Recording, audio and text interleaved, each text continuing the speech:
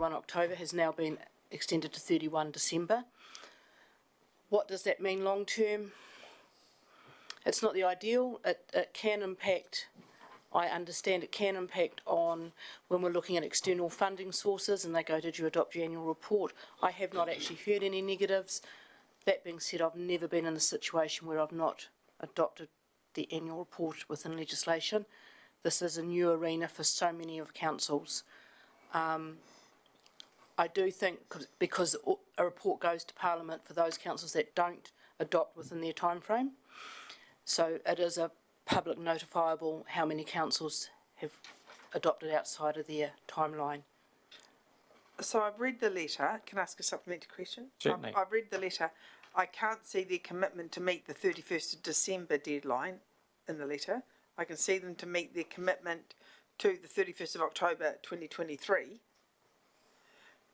So that means we've got 10 months or 9 months, whatever, to get our next annual plan through and for the auditors. Does that have any impact on workflow and all the rest of it? Like, do you have to sort of finish one page before you start the other, or can they sort of all carry on? The trouble, through the chair, sorry, the problem we have, and every council has, is we've got one finance team. Right now they are swamped with an annual report. They're trying at the same time to create an annual plan and doing all the budgeting. That's the same group of people. And assuming that we get done at the end of December, we're going to be fortunate because a lot of councils will start their long-term plan next year while they're still trying to catch up. So it's this real rolling snowballing effect. We're lucky because we have a CCO, we get a priority over a council that's not got a CCO apparently. Okay.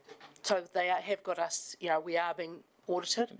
We still don't know 100% that we'll be done by 31 December, which actually was the 21st of December because council break. Exactly.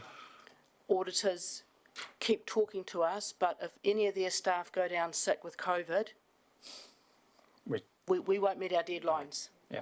Hamish, have you got something to add? Yes, just some context for councillors, and you'll be aware from that letter that it's not an Ashburton issue, it's a national issue. But there are neighbouring councils to ours whose audit, they were all ready to go, and the week before the auditors were due in, they pulled the pin and saying, we'll see you after Christmas. So their audits haven't started, and the legal deadline is still 31 December. So there are going to be a whole raft of breaches of that legislation. And secondly, if the audit doesn't start until January, those councils will be preparing their annual plans and they're dealing with Three Waters and all the rest of it. We actually feel that we're a little bit lucky that they came in and that we may well be completed by the 31st of December, because the pressure on those who haven't even started.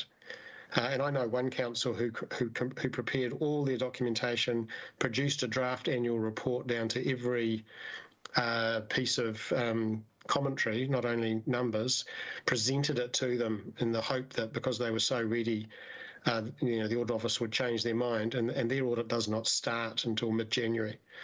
So we haven't got it on our own, and we are not the worst off.